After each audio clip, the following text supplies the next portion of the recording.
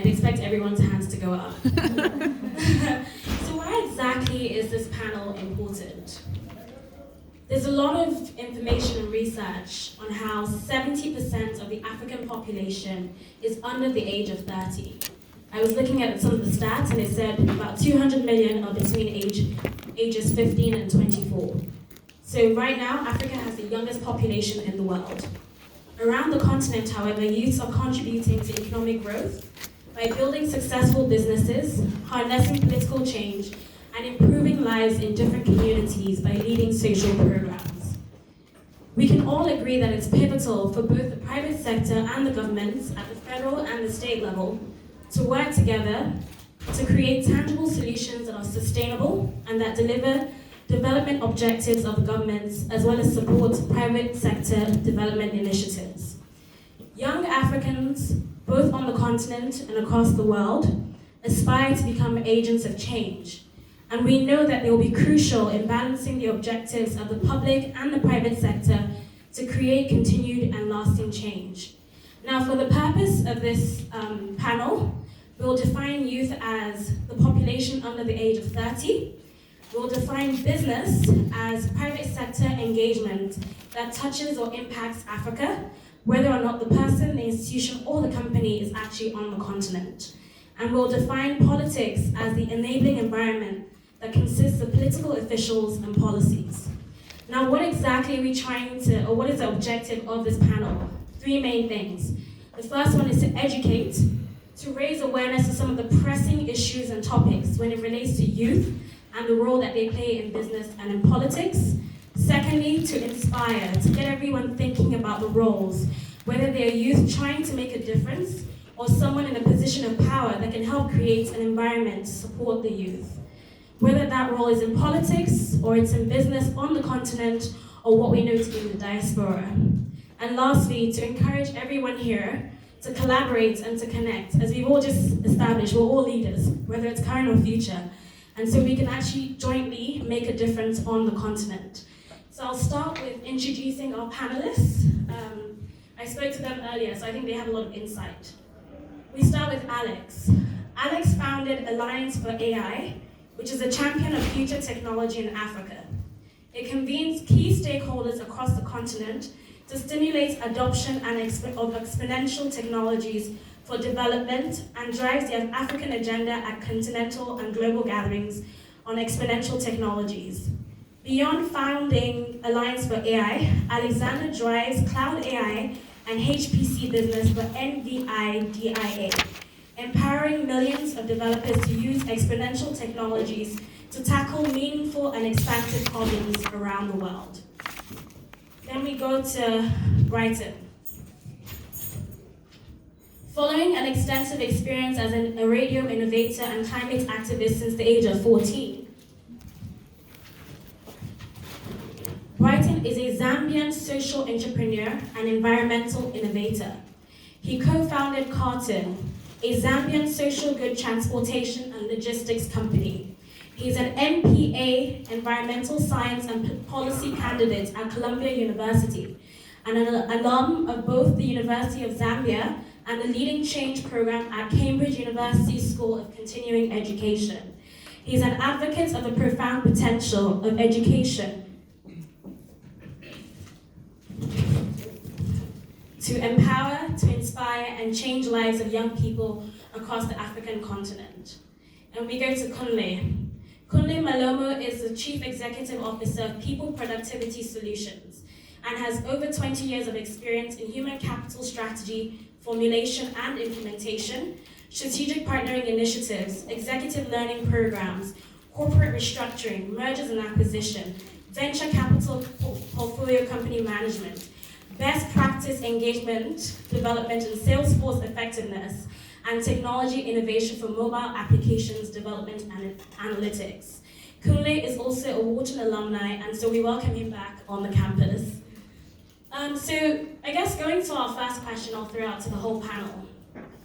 What do you see to be the opportunities and the challenges that young leaders should consider as they step into the political or business arenas in Africa? I guess I can get started with that one. That's okay. if I think about the big challenges I'd like young people to have a look at, the top challenge I think facing Africa today is really the expanding and unemployed youth population on the continent. I think it's not just an African problem, but it's also a global problem, given that our continent is also the youngest in the world. And so in the next 5 to 10 years, the world will look to us for innovation and skill set. So if we're not developing that youth, then the world is not going to have access to that, right? So how do we start to activate and prepare our youth to actually serve the world? That's the big challenge. And if I was to add more flavor to that, to actually start to educate them, two big challenges I see to those are the lack of access to enough quality teachers and infrastructure.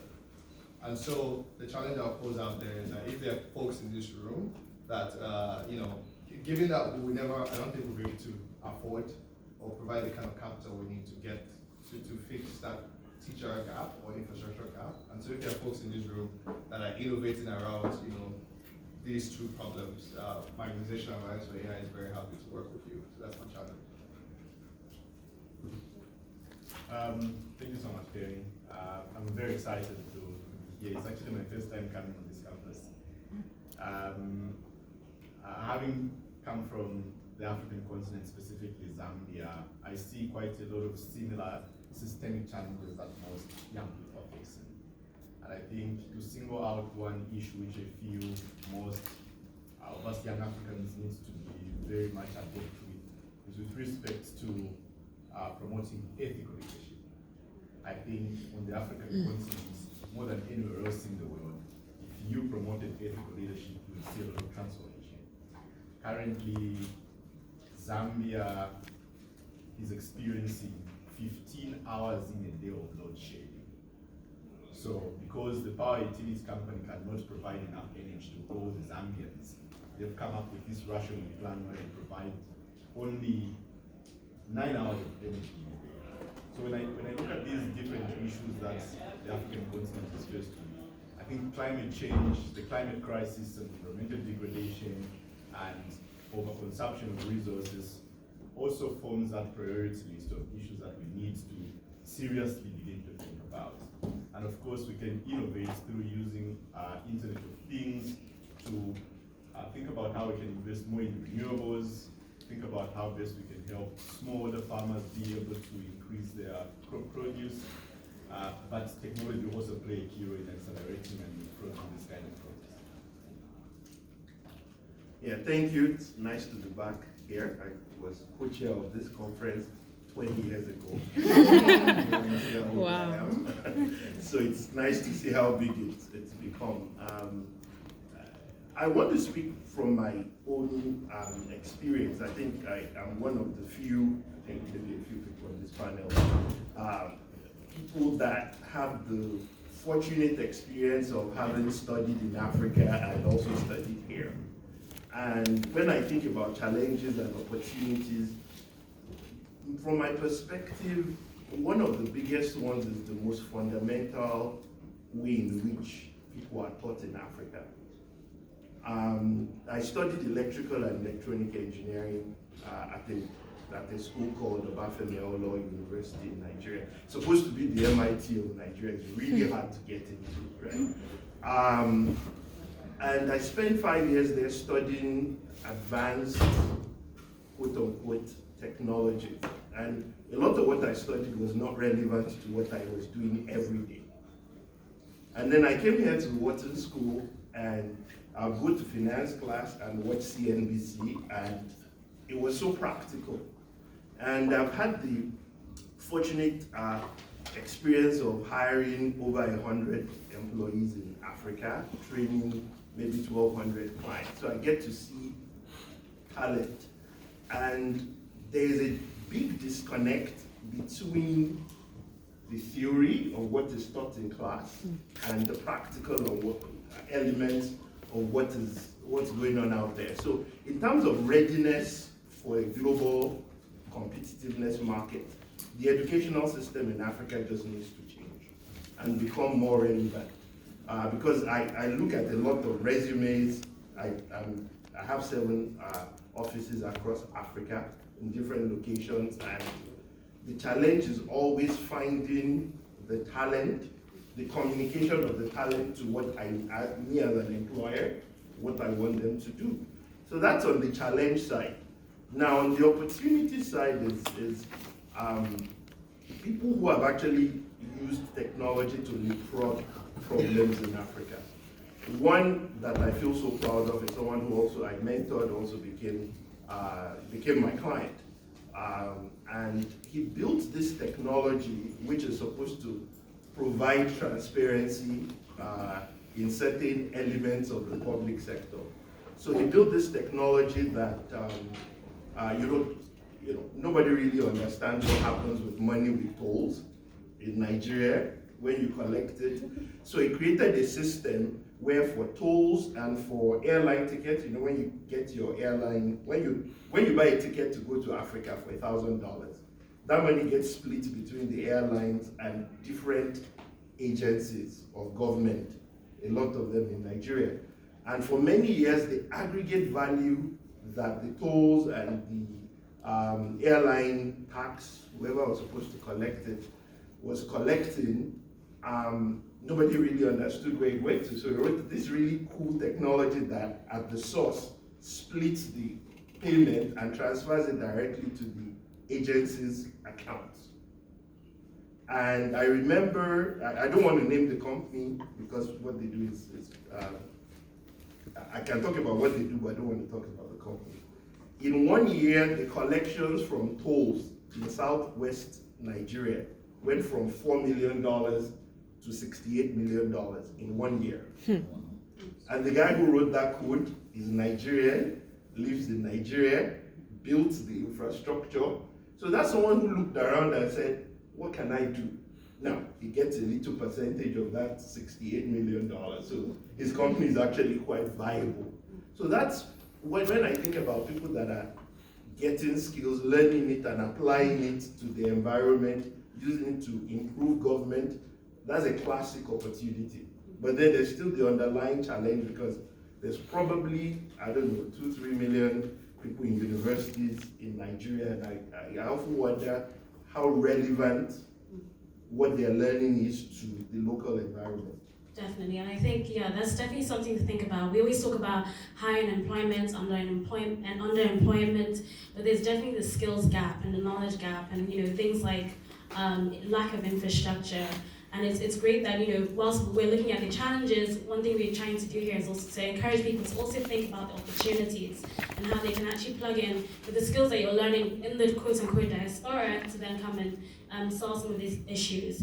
So the next question that I have is there an enabling environment for them to thrive? I think we've kind of touched on it already. What tools do you think could help them on the path to leadership in business or politics? Sorry, I have a quick question. Are we allowed to ask questions in response, or are we doing questions at the end? Yeah, just write them down and we'll have Q&A at the end. Yes, write them down. So what tools do you think will help them on the path to leadership in business or in politics? So say, for example, we have someone in here that's trying to be the Minister of Infrastructure because they're very passionate. They want to see the bridges, the roads built to a certain standard that they're used to in Pennsylvania, for example. What tools do you think could help them on that path to leadership? So, I actually have a very personal recent example in my family. My brother-in-law was just appointed Commissioner for Energy in Lagos State. And he's been in oil and gas all his life. He went to undergraduate school in Nigeria and then grad school here and went back. And he spent a lot of time trying to understand a lot of best practices on energy policy. And when the governorship candidate was running, he helped craft a lot of those policies. And at the end of the day, when the guy won the election, he called him to join his cabinet.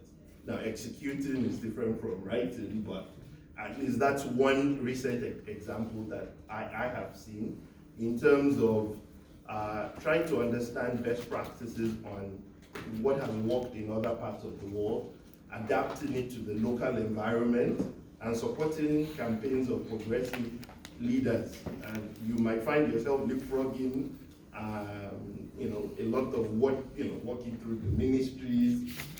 That's a good way to get spotted. That's just a recent example that I have seen.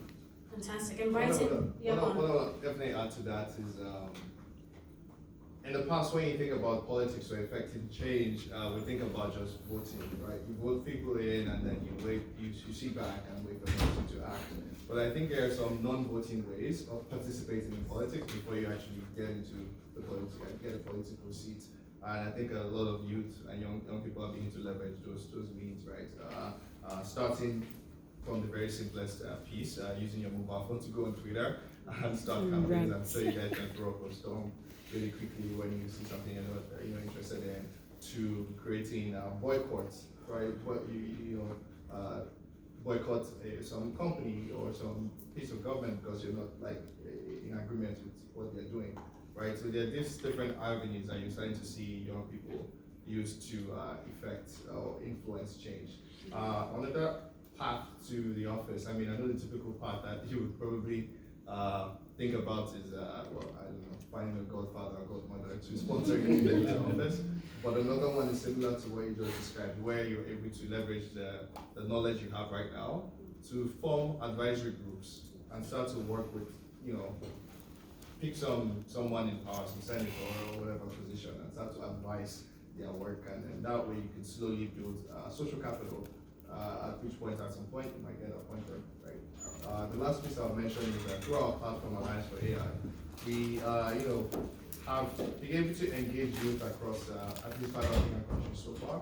And then we start to identify people who have different types of skill sets, and then we have them start to influence and advise policy across the continent, right? And so far we've been able to work with governments of South Africa, Tunisia, and the African Union to talk to them about things like data and ethics and AI and future technology, things that they definitely need our guide on. Before we started to do that and empower our youth to have that kind of voice, they would mostly call on, the United States or the UK to ask for foreign consultancy. But I mean, who best to advise than us Africans, both at home and in diaspora, who equally have that knowledge. So yeah, I'll pause there. Yeah, and I think that's very important that youth recognize that they do have a role to play in decision making, and they're the generation that will probably be affected the most. We talk about ageism and how the average age or the youngest age, of most people in office is at least 55, going up to even 75, 80. And so it's great that you have these platforms where they can leverage their voices, whether it's on social media, to come together, form advisory groups, and actually share some of the ideas and look for a way to partner with people in leadership to effect these ideas. So my next question is, to that effect, what do you see youth leadership looking like in Africa in the coming years? Are social activism campaigns such as Not Too Young to Run in Nigeria effective in generating youth participation in politics? This is a very viral campaign, and I think Brighton and I were talking about it. It went live in Nigeria, but I think Zambia has kind of adopted it as well. So I'm curious to know whether you think that, what you think African leadership, youth leadership will look like in the coming years. This is a very interesting question, and I'd like to refer to my recent letter. I wrote a letter to the Zambian president about a week ago, and it was specifically addressing the current plans to establish a mine in the national park. The Zambian government decided to overrule an environmental impact assessment which was done by an independent consultant. And then Zambia Environmental Management Agency decided to stop the developmental projects from happening in the national park. But the Minister of Lands, Environment and Natural Resources decided to stamp the projects to go ahead and said, we need to establish a mine in the national park. It's going to benefit the local people, but the local people were in opposition. They were saying, we believe in the 2,500 elephants we have in our national park. We have crocodiles, we have waterbacks, we have other endemic species to this particular area. So why should we establish a national park?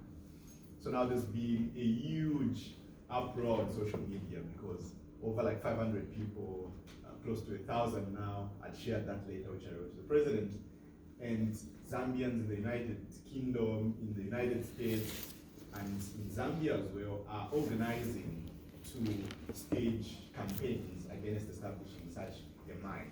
But one thing that I picked from this experience is how, in most cases, when a road is built in a community and a minister comes to commission it, we consider that as a huge favor, without realizing that that's the responsibility of that political leader. Yes. And that's something I've been very passionate about in the recent past, because each time when I go back to my constituency in Kitwe, I remember growing up in a community where each time I woke up, brushed my teeth, turned the radio on to know what time it was for me to go to class, I would walk out of the house and discover that the bridge which connected my house and my school was washed away by the floods. Or sometimes I would be coming back from school and the gray haze from the copper mines, because sulfur dioxide was emitted in the atmosphere, was so thick that I couldn't see across the road. So you discover that there are so many systemic issues that we are too afraid to address and speak truth to power. And it's only when we come to that realization as emerging young Africans, will we be able to see more ethical leadership. When I was in university, my friends and I established a small social enterprise called Agents of Change, where we started training young radio broadcasters in communities to start using radio by empowering them with the tools and skills to express themselves. And for us, we learned that by giving them ways through which they can ask very strong questions, giving them the opportunity for them to go on the airwave and speak openly, we were calling truth to power. We started seeing more incremental progress. So I feel it's by giving young people the tools and skills, such as ways of expressing themselves and understanding the local regulations, we will be able to see young people becoming more aware and adept with the social challenges that they are faced with in their communities. Currently, there's a campaign in Zambia called Youth for Parliament, where young people are mobilizing, looking for the right places where they can gain the right skills and awareness, but also looking for politicians within government that have proved to be very ethical to mentor them. So it's like a pipeline of community to getting into higher leadership positions. Fantastic. And Kune, do you have anything to add as far as youth leadership, what youth leadership will look like in business? Yeah, fortunately, we're talking business and government, and I think the youth have been able to crack the code on the business side, because they're the ones that are more adept at technology, seeing trends, and launching businesses that do not require a lot of the infrastructure needed to progress in politics. For example, I was just thinking about the question you raised, and I would say, you know, we define young people as under 30 years old, right? And you would agree that the United States is probably one of the most advanced political environments, you know, out there. If you use that definition, no, in terms of democracy, but that, if you think about it, there's 435 members of the House of Reps. Only one of them is under 30, right? One, AOC. Everybody makes a lot of noise about. So you think in the United States, in the most representative body, there's only one person younger than 30. Now, she's probably one of the most vocal, which explains why they don't want a lot of under 30 in the House. I don't know what the numbers are in Nigeria, in other parts of Africa.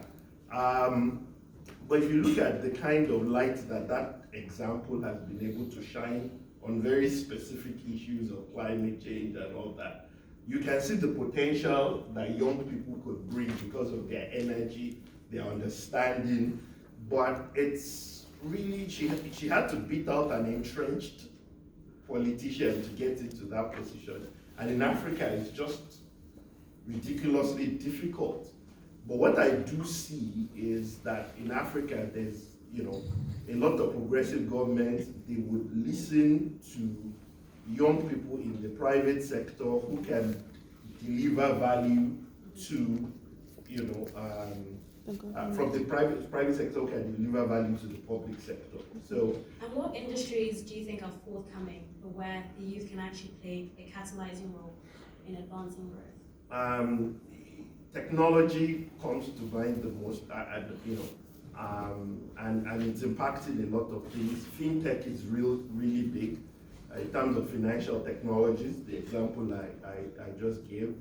Again, you see a lot of young people. There are case studies of companies like Andela that are transforming the whole sector in terms of the quality of coding, coders, you know, software engineers that have exportable skills, even though they're based in Nigeria. What we call the gig economy in Africa is really very dynamic. You know, I was looking at a company which is doing, you know, Uber for Okadas. How many people know Okada? You know, they raised almost $10 million, maybe even more in Nigeria, because they identified an opportunity. And so you find the pockets of capital in different parts of the world, bypassing the traditional banking systems and looking for this talent through this kind of competitions and funding them and allowing them to grow and thrive. And so you have the Jumias of the world and all of this kind of technology companies. So, and if you go there, a lot of the leaders are always very young, dynamic people. A lot of them are clients of ours in Nigeria, and I'm always so impressed about how they channel that energy into their business because it's their lane. But the moment you talk about trying to extend it to government, they don't want to have that conversation. So it sounds like technology obviously will be a driver for a lot of the opportunities across different industries, but I think even just doing some research, we find that there are gaps in digital skills training, which is why you have Google for Africa. They have this mandate to train X number of people across Africa in digital skills, which is great. So I guess the last question that I have, and you know, it'd be interesting to hear what people in the room think. What kind of things do you think create barriers to unity and collaboration among the African diaspora and the African populations? And how can we be influential from afar? Because there's always this talk around, okay, we're learning all these amazing skills at Wharton, and then our counterparts are OAU or University of Ibadan. And obviously there's scope for connectivity, there's scope for collaboration, but what does that look like, and how can we foster those partnerships that would lead to real sustainable change? I can just say the first one. There's a really big opportunity I've spotted that I think people should really take advantage of, especially like the diaspora folks in the room. It's really being that voice in your parent company, helping them demystify what it is to invest in Africa, right? Breaking that down, say you work for a Google, or literally with all the work that's happening with Google in Africa, that most probably started with the Google folks, the African folks within Google, going to the executives and telling them, you know, this place is not as risky as you think it is, or yes, it is risky, but this is how you should understand the risk and this is how you can go in. Google didn't start coming to Africa without that kind of intervention. And many of us in this room, you know, you're part of large organizations that don't understand Africa at all. You can help them begin to understand the continent, and you'll find that the impact you drive is really massive, because now you're helping divert millions of dollars to the continent, and eventually they could send you over and you will be their face on the continent. I think that's a very powerful opportunity folks in the room can take advantage of before they actually, you know, make that move, which everyone keeps talking about. Is like, when are you moving back? So you do that, right, you can already start to send millions of dollars home. I have a very particular anecdotes from my recent experience. I was enlisted to support a group of young people in Hong Kong. So we were training young people in social enterprising and community organizing, and then I bumped into a very interesting young man. His name is Karan Jera. He was born in India, lived in Malaysia, and ended up in Texas with his parents. So this guy decided to come up with this device which separates offshore oil from water. And this happened when there was the Deepwater Horizon. He came up with this invention and he became like America's youngest scientist. In 2016, the youngest Forbes, 2016, somewhere there. So I was sharing with him an idea about what I was thinking about doing back in Zambia, and the niche I thought would be good to optimize from the point of view of transportation, optimizing the transportation and logistics sector in Zambia. So we parted ways. I was back in Zambia, I was back in the United States. And then he sends me an email saying, hey, can we have a conversation about what we discussed? And I said, oh, sure, why not? Then we had a Skype call, and he said, would you be willing to work with me on that idea and bring it to life? And I said, why not? So we decided to co-create this solution of providing a logistics and delivery service to smallholder farmers, men and women in Zambia, specifically in the rural parts of Lusaka. But there are a few things that I learned from this experience, which I continue to learn. One thing is he possessed skill sets that I did not have. He had experience having worked in industries that I hadn't worked in before. From a technology point of view, he was able to code, he was able to do sophisticated things that I wasn't able to do. But also, bringing all our different skill sets together enabled us to co-create something that is seemingly benefiting so many other people on the African continent, but also transferring skills and technology. He's not from the African continent, but I thought of using these anecdotes to illustrate how knowledge transfer can be quite crucial. But also, one thing that I consider quite relevant are three things. I think collaboration, cooperation, and co-creation, which I believe are some critical components which are not taught in most schools. So how can we begin cultivating these values of working together and having more health competitions? And I think between the African diaspora and our friends back on the African continent, we can meet at this intersection where we collaborate, co-create, and cooperate for the betterment of the continent. Yeah, I'll just kind of trumpet back on what you've said. I think one of the most effective ways as one individual that I've seen is what you described.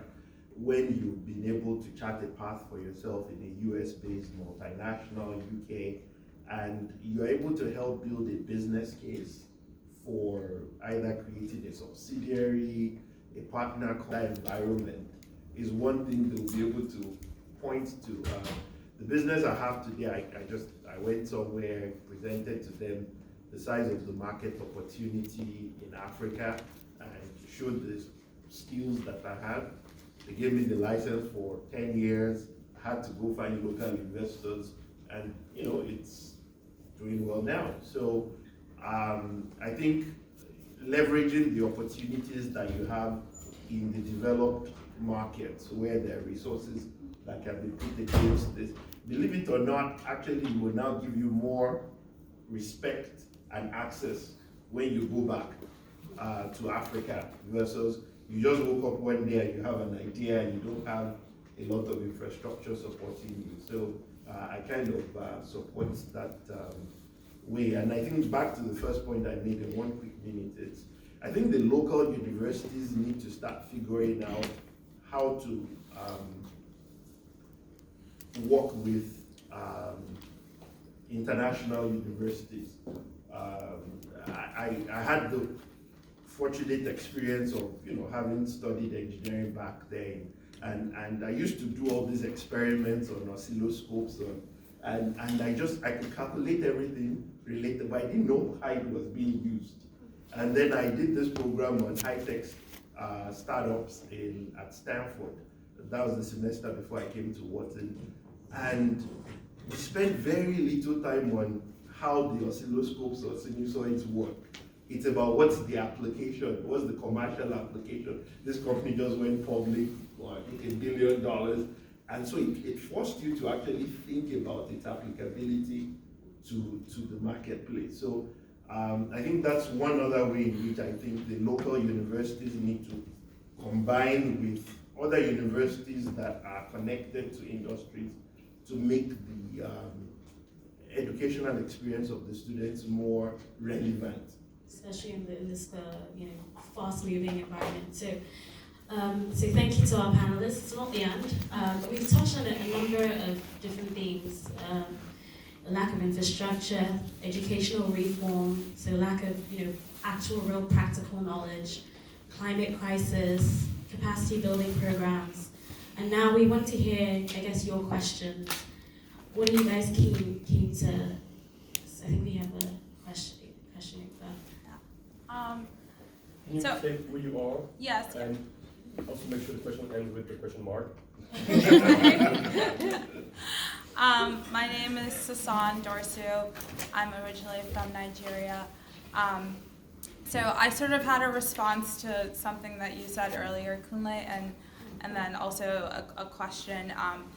I sort of wanted to play devil's advocate because I think that what we learn in university or in higher education all around the world isn't necessarily like directly applicable to like what you do on the day-to-day. So I would be interested in maybe following up later on like what you actually think are disparities between like Nigerian universities or universities in Africa and like the Western world versus like I studied chemistry and like in PChem you literally have to learn how to like the heat equation and all these calculations are now simply done by technology, and when you go in the lab you just like look at your samples and like machines are doing all of it, but there is like a benefit to knowing how to do the basics and the groundwork of it. And then my question was, I think in the younger generation in Africa we're seeing a lot of entrepreneurs and people coming up with ideas, but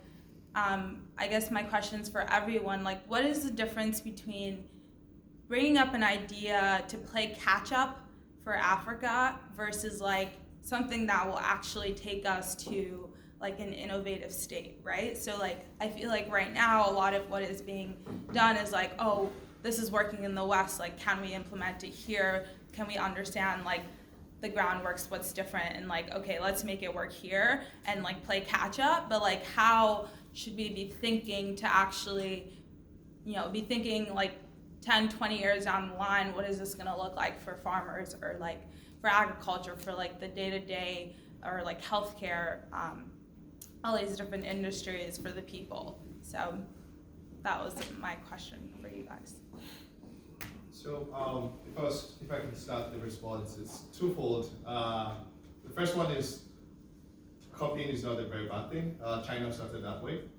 But then what they did as well was, as they continued to they copied the implemented solutions and they deployed them across the bottom of the pyramid, bringing a lot of their people up towards the middle class. As they continued to do that, they also planted a lot of their people across the world to learn, educate themselves. They planted, I use the word planted. Because that's what they did. That's exactly what they did. You plant, you let them grow, you come back. And they learned all that, they got all that technical know-how, and then they came back home and started to innovate around particular resources and needs and capabilities of their home. One big strength of the African continent is the largest one, is the most that biodiverse one, right? If you think about that, right? The makeup of the biology of animals and plants and all of those, like that could play a huge, like that's the next phase of development in the world is, leveraging bioanalytics, right? Leveraging biology, bringing biology, science, physics, all of it together to come up with, innovations for the future. And I think a lot of that can happen in Africa because we have a lot of that data. So as we copy and paste and get people out of poverty, we should also plant folks and eventually create an environment for them to come back home, and then we leverage what they've learned to build our own competitive advantage. I would add to that, like the first thing we need to do is actually understand the landscape I agree sometimes, copy and paste isn't always, for certain nuanced problems in Africa, just taking the time to actually understand the landscape. So obviously conferences like this are great. There are lots of different panels across different sectors, and you can't fix all the problems. Maybe you decide that you're more passionate about gender equality, which is what I do with Glow Up, or you're more passionate about agriculture, and then taking the time to actually do the due diligence and the research on what those nuanced problems are, and then again trying to figure out, this is what I've learned on the West that works. How can I apply it, but not apply it like 100%, but what are the different elements that seem like could quote unquote work, or at least bootstrap and see if there are elements of learning on this side of the world that can be applied. We have a question over there. Sorry, thank you for taking the time out. My name is Innovator. I go to HEC Paris. There was something Kuno said that struck me, and we were talking about like in the US how they only have one person under 30, and I guess I'm playing devil's advocate as well. I'm wondering if we should be thinking about it that way, because we started this by talking about how we're the youngest population, so therefore it's not reflective that we should, if the US hasn't done it, then we need to buy ourselves time. Also, I don't know if we should always wait for the West to do something first and then be like, oh, okay, now let's catch up. But my question, because I will end on a question mark, is that I think, like you said, the youth have cracked the code for business, and I don't necessarily see politics as something people are running away from. We come from a country where our president is 80, 90, 97? I don't know how old he is. Wait, Buhari? Yeah. Buhari. I'm Nigerian, so Oh, okay. and we're saying youth are under 30. What are the people to come to before it comes there? And there is resistance. People are trying to stay in power because they know that when they leave, there's not much left for them. So I'm wondering, from your point of view, keeping it real, what are the practical steps that the youth can actually take to go into politics? And what can our allies do, the older people that believe that the youth should be running the country, do to support? Because it's not enough to say, be interested, move back. Like, how do we get in? Because we are met with resistance. It's not a lack of interest that is causing people to not be there. Hostile environment. Very long-winded, but another question mark. Well done. I can take on that. First of all, I'd like to preface my response with how impressed I am, because there are so many friends from Nigeria. I live with a Nigerian PhD student at Columbia, so we do share quite a lot of interest in political and social issues in our program. I think, in my opinion, I wouldn't really say this is the magic formula to getting in, but the particular best practices that we can borrow from other places. I have seen, specifically in Zambia, where I come from, because I can speak more about what's currently happening.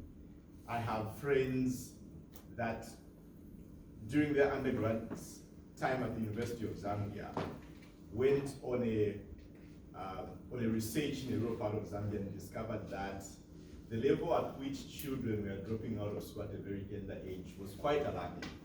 And they decided to come up, she specifically decided to come up with an initiative that was linking sponsors that had the means to sponsor kids in that particular small school with education supplies, but also with a small monthly contribution to support them going to school on a daily basis. And this movement grew.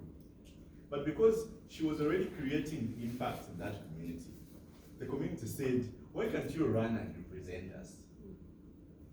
But she also had interest and passion in politics. She decided to run, and she's now a member of parliament in Zambia. She's very young. She's like my close buddy. We would always walk together and grab lunch at the university.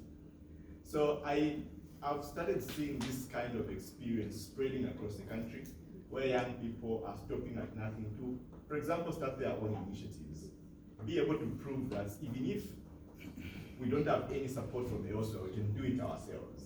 And that acts as a seed to have more community confidence, to be able to elevate you and give you that position, or that opportunity to represent the people. So those are a few anecdotes just off the cuff. I mean, Just Can I, because I got two kind of rebuttals. I want to address those because I'll start with yours. You know, He's ready for it. it doesn't apply to every educational sector. I just gave some thought to that. So my wife is a doctor. She went to school in Nigeria and then came here, Johns Hopkins and the whole works. And so if you're studying medicine, It's at relevant. some point you have to know how to treat real people, right? So that's very relevant. However, the way they triage stuff and all that in Nigeria, because of the equipment available and all that, is different than the way they do it here. So it's, you know, agriculture, they spend a lot of time on the farm. So I think it's more skewed to the more technology-driven kind of things. I remember I was here from 98 to 2000. That was the height of the dot-com boom, right? In first year, there was no course called electronic and mobile commerce marketing. By the second year that I got here, because of all the dot-coms and just the way things were moving, they had introduced a course on electronic commerce marketing. And it was incredibly difficult to get into that class because the professors were really trying to understand the pulse of what was going out there. Now, I graduated this University of Ife, Obafemi Awolowo University, in 1992.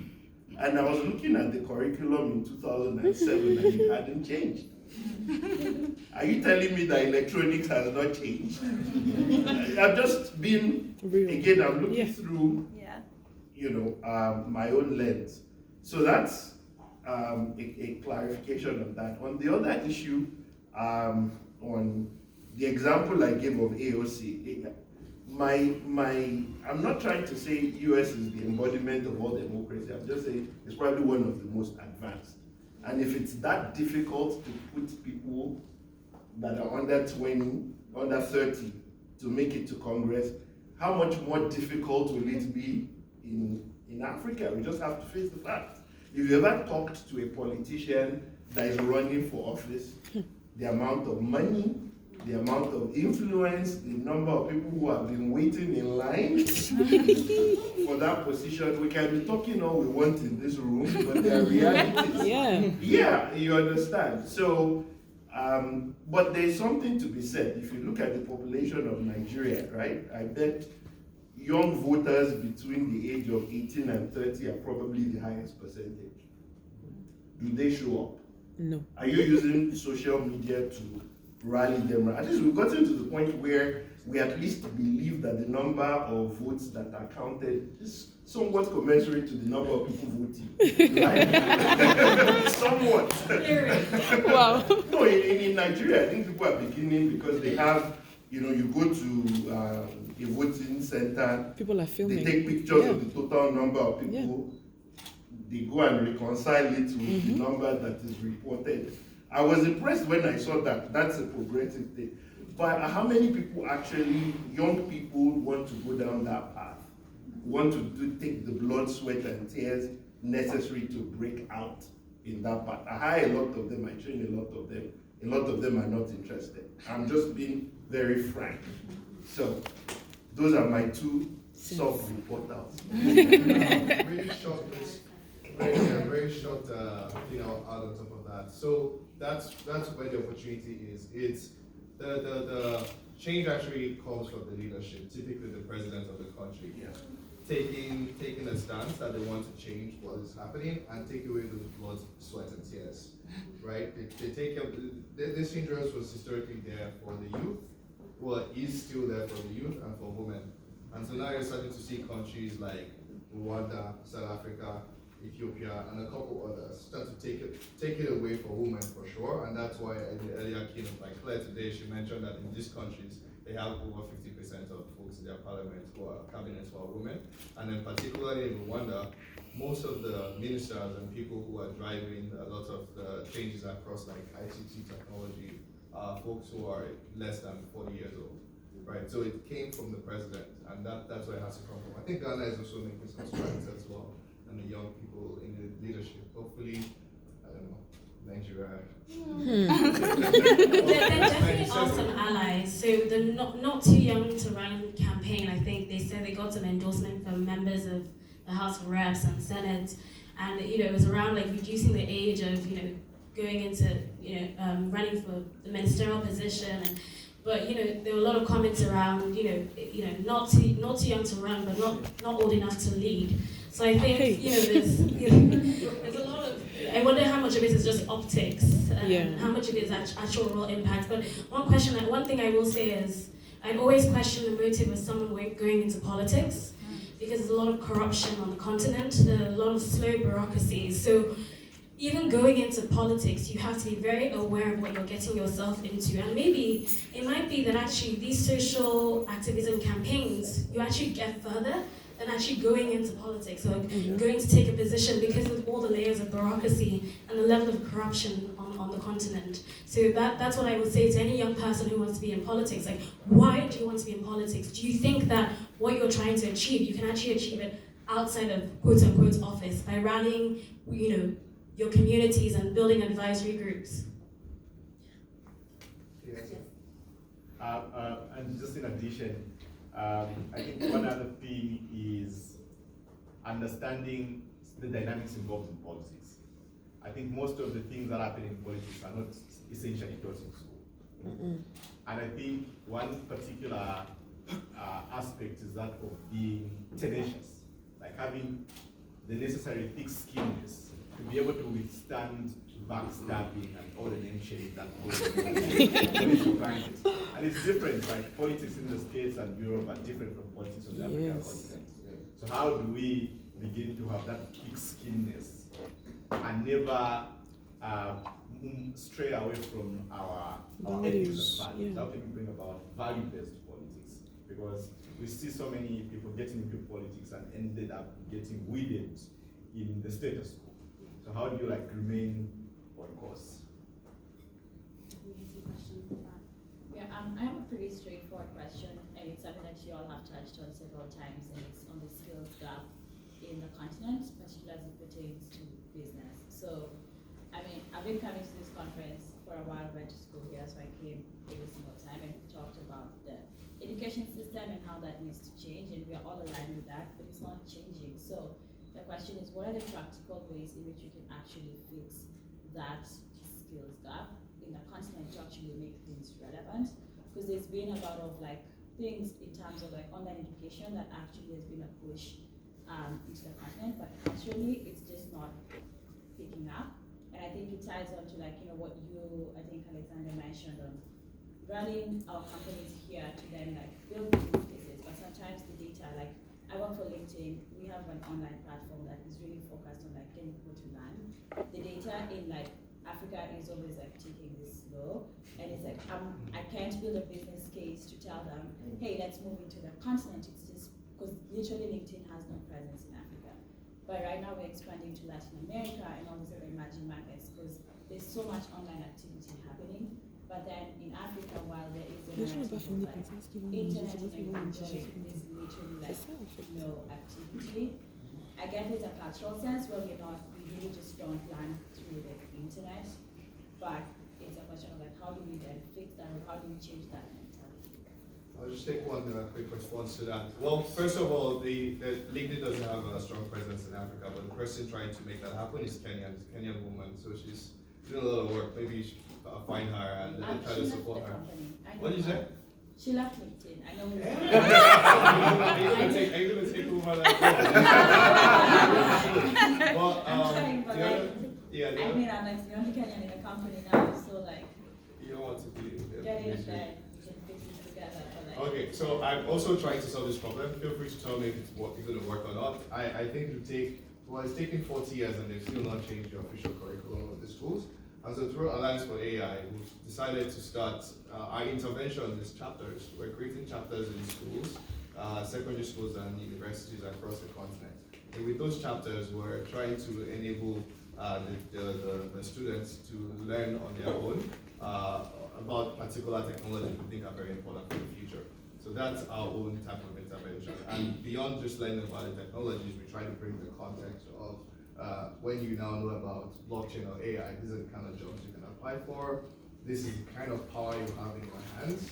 Be ethical about it, and this is the importance of building for the collective as a Guinness to how we've been building solutions today. So we're trying to bring some context and some information about African history in there, and that's how we're trying to intervene by having these chapters that would not service the whole school, of course, but even if it's 20 to 30 people, it's almost like a cancer. I feel like we insert those 20, 30 people in every school.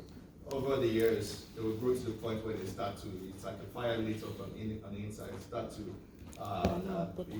become teachers within the school and influence the administration to update their education curriculums. I don't know if it will work, but that's what we're trying. So I really like what you said. Something just struck me, in Nigeria, how many people are on Facebook versus LinkedIn? I talk to people who don't know the difference between Facebook and the internet because they live on Facebook. And it's a social thing. Facebook, we're very, I remember reading, my brother told me, and he said he saw a definition of Yoruba people, which is part of Western, that's the part of Nigeria I come from. He said it's a social merry-making group of people found on the west coast of Africa. That's how they define. So, merry-making. So people understand it, people who have grown up in Nigeria. And so Facebook is able to thrive because of that social connectivity. Again, but LinkedIn, which is thriving in other parts of the world, isn't thriving there because of the professional, going back to what I said. I'd like to take you up on that.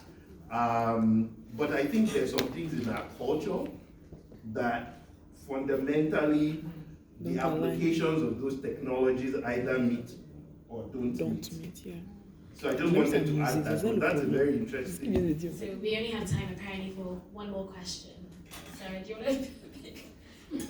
Okay, okay. Right, I love what you said, and I just want to follow on to that. So I'm a second-year MBA, and I'm founding a digital company. And I just want to say, internet usage is just starting in a real way. There's only 280 million people. It's like 25% of the population that's really getting online. And it takes time for that adoption to happen. 4G connections are only just starting to happen. And in different markets, like in China, LinkedIn doesn't have a lot of penetration, but people use it. As a percentage of the population, or relative to the US markets, people don't network on LinkedIn nearly the way that we do in the United States. Yeah. And my question for the panel is, what I actually think is, the internet isn't built for African people as a whole yet. It's not democratized for people who don't speak English and speak English in different ways. And the way that people are interacting with the internet in different countries is really different and interesting. So there's an app called ShareChat in India that's growing. It has over 100 million users in the past year that puts social media in a bunch of different languages for people. So my question for you is, the user are going to actually interact with the internet and digital in a really different way. So how do you think actually products are going to be different for them in the next 5 years? I will jump on what you just said, and I think this is probably a challenge to you, to LinkedIn, right? I just did a search on Indeed for a group head of sales for my business in Africa. The quality of the candidates we got was incredible.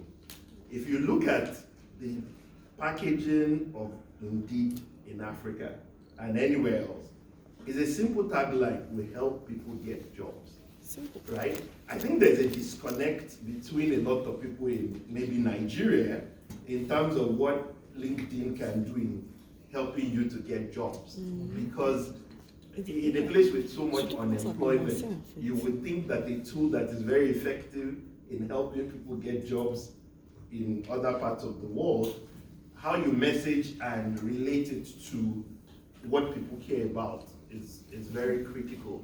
So I think understanding the local environment and understanding, I think one of my investors told me something, the way you design your product versus the way people consume it is two different things. You've got your product fit match the day that design fits very well with the way people consume it. And the way they will consume it in Africa is different from the way the guy in Silicon Valley conceptualized it. So someone has to ensure that product fits. And I think for digital technology, is again, it's not technology for the sake of technology. It's about meeting the needs of the local market. And how do you ensure you adapt your version of that digital technology to meeting that need? Fantastic. So just conscious of time. So this has been a very interesting conversation. Thank you all for contributing. And so my last question is, any final few words? We've touched on a lot of different things and topics, and just curious to know what your parting words are. This is one of my, I guess, the top 3 things I've learned from being a corporate guy and an entrepreneur as well is never travel down a path without speaking to someone who's gone through that path before. And I think that's very relevant to the youth who are looking to go into politics. Yes, we have the tech savviness and the passion and the opportunity to come with a new type of leadership, hopefully, ethical leadership that's different from what has been there for the past 50 years. But as we do that, there should also be, identify those who've been through this before in politics that we respect, to provide some guidance and tips to get through, and develop the thick skin that's necessary. Like, we should respect the wisdom of the elders while we, push our energies towards that change. I wanted to just close with a particular anecdote which most of you might have come across. If not, I will make it very concise.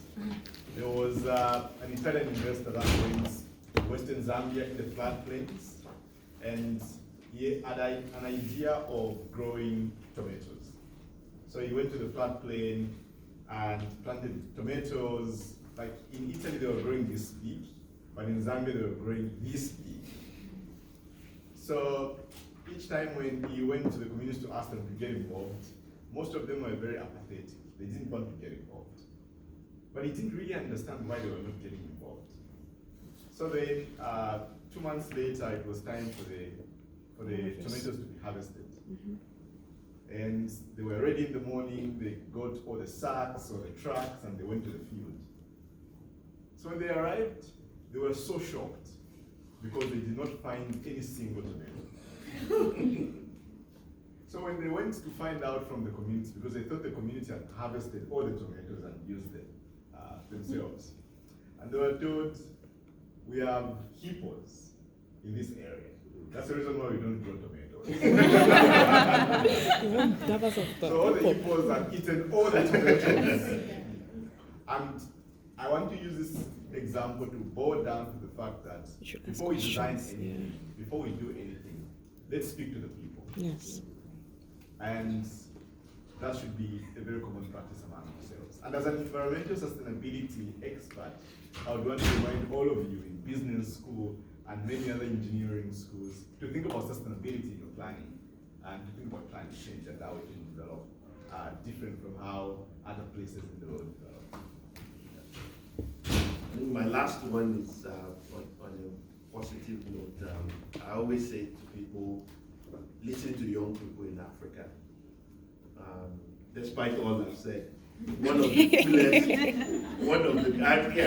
the coolest technologies or young people I met in the company, a guy that started a company called Schwab Gifts.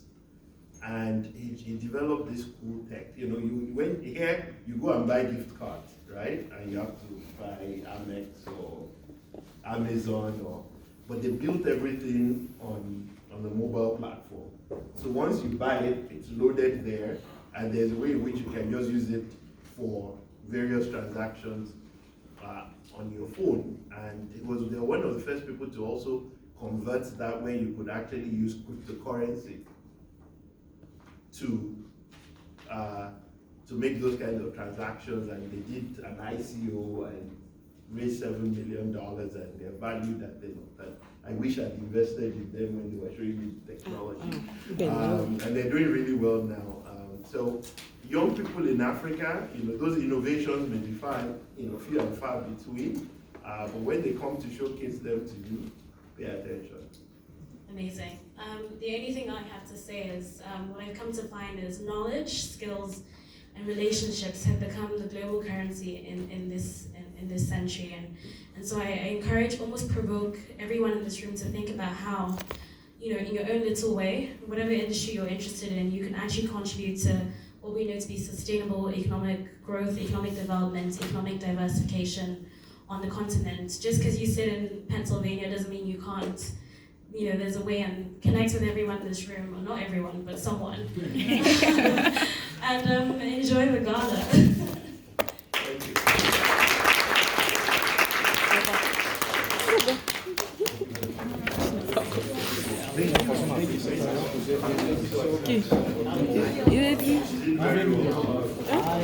I said I was going to remember. I don't think so. Opa!